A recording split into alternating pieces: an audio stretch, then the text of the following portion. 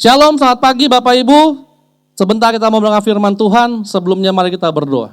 Bapak, terima kasih buat pagi hari ini, bersyukur buat berkat kasih karunia Tuhan yang luar biasa dalam hidup kami. Sepanjang malam kemarin, Kau sampai dengan pagi hari ini, Kau telah menolong kami, membangunkan kami dengan keadaan sehat, segar, bugar, tanpa kekurangan satu apapun. Dan sebentar kalau kami ingin menikmati hidangan yang luar biasa, Kau memberkati kami, supaya roh kami kuat dan sehat. Dalam nama Yesus kami sambut berkat Tuhan pada pagi hari ini. Haleluya. Amin. Bapak Ibu Saudara sekalian, pada pagi hari ini saya ingin membawakan renungan dengan judul Berkemenangan Bersama Roh Kudus.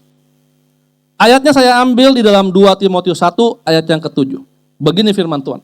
Sebab Allah memberikan kepada kita bukan roh ketakutan, melainkan roh yang membangkitkan kekuatan, kasih, dan ketertiban. Kalau kita baca tadi, Bapak Ibu Saudara sekalian, maka saya bisa menyimpulkan bahwa Roh Kudus adalah roh kebenaran yang menyanggupkan kita melewati segala kesukaran hidup. Nah, lalu mengapa bersama Roh Kudus nih kita bisa sanggup melewati semua itu? Yang pertama Bapak Ibu Saudara sekalian, karena bersama Roh Kudus kita kuat. Firman-Nya jelas tadi dikatakan, sebab Allah memberikan kepada kita bukan roh ketakutan, melainkan roh yang membangkitkan kekuatan. Zakaria 4 ayat yang ke-6 berkata, maka berbicaralah ia katanya, inilah Tuhan kepadaku Zerubabel bunyinya, bukan dengan keperkasaan dan bukan dengan kekuatan, melainkan dengan rohku, firman Tuhan semesta alam. Bapak Ibu Saudara sekalian, bersama Roh Kudus, hidup kita pasti berkemenangan karena roh kita kuat. Roh yang membangkitkan kekuatan. Makanya kalau ada orang percaya Tuhan, apalagi udah pelayanan, menyampaikan firman Tuhan, tapi masih lemah, coba dipertanyakan Bapak Ibu, apakah ada Roh Kudus dalam hidupnya? Bagaimana kalau memang dibilang ada, bagaimana persekutuannya dengan Roh Kudus? Bagaimana dengan kehidupan pribadinya, kerohaniannya bersama dengan Tuhan? Masihkah dia membaca firman Tuhan? Masihkah dia memuji, menyembah? Apakah dia sering hadir dalam ibadah? Oh, ibadah kan enggak, menyangkut semuanya.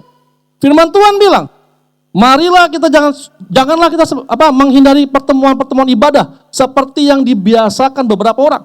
Sebab ibadah itu penting, baik buat masa sekarang maupun untuk masa yang akan datang. Bapak Ibu Saudara sekalian, kalau Anda lemah, perhatikan bagaimana kehidupan pribadi Anda bersama Roh Kudus. Lalu yang kedua, mengapa bersama Roh Kudus kita sanggup atau mampu melewati semua kesukaran hidup? Yang kedua, karena bersama Roh Kudus ada kasih di dalam hidup kita. Roma 5 ayat 5 berkata, dan pengharapan tidak mengecewakan, karena kasih Allah telah dicurahkan di dalam hati kita oleh Roh Kudus yang telah dikaruniakan kepada kita. Selain kita kuat, kita pun penuh dengan kasih. Bapak Ibu Saudara sekalian, Anda tidak mungkin mengasihi orang kalau Anda tidak punya Roh Kudus. Anda tidak mungkin sabar kalau Anda nggak punya Roh Kudus. Anda tidak memaafkan kalau Anda tidak punya Roh Kudus. Itu sudah pasti dan jelas. Kenapa? Ya, karena Roh Kudus memberikan kita kasih. Akhirnya ada buah-buah roh di dalam hidup kita. Menampilkan bahwa, oh ini memang anak Allah yang penuh dengan roh. Penuh dengan Roh Kudus. Makanya Bapak Ibu Saudara sekalian, jika Anda hidupnya kebalikannya dari itu, apakah ada Roh Kudus dalam hidup kita? Atau mungkin sudah mulai mengeringkah kita? Lalu yang ketiga Bapak Ibu Saudara sekalian,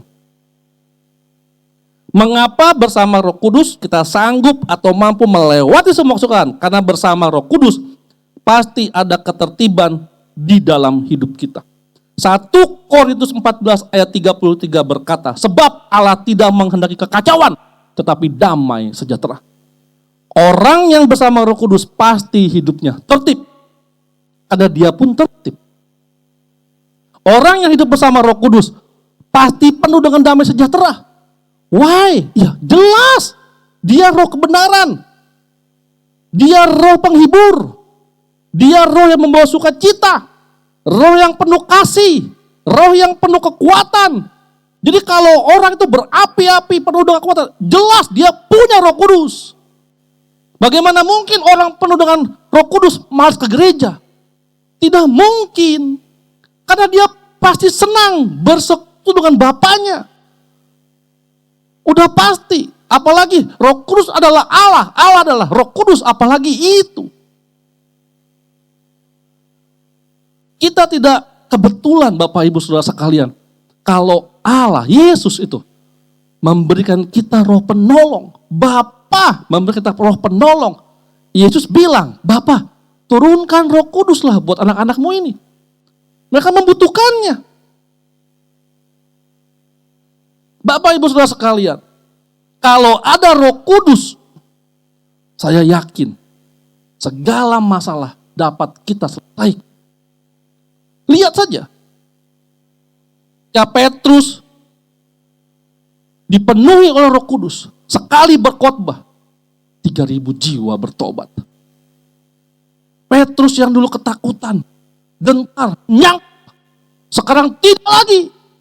Dia penuh dengan kemenangan. Dia menyampaikan kebenaran itu. Jadi pada pagi hari ini, kita tahu jelas mengapa kita bisa melewati semua kesukaran. Karena ada Roh Kudus. Dan sudah pasti, jelas kalau kita punya Roh Kudus, sudah pasti dan jelas kita pasti berkemenangan. Amin. Mari kita berdoa. Bapak, terima kasih buat pagi hari ini. Ajar kami untuk mengerti kasih setia Tuhan lebih lagi dalam hidup kami. Supaya kami tahu bahwa kami perlu Roh Kudus. Dan bersama Roh Kudus hidup kami pasti penuh dengan kemenangan. Dalam nama Yesus kami berdoa dan mengucap syukur pada pagi hari ini. Haleluya. Amin. Selamat pagi. Tuhan Yesus memberkati. Amin.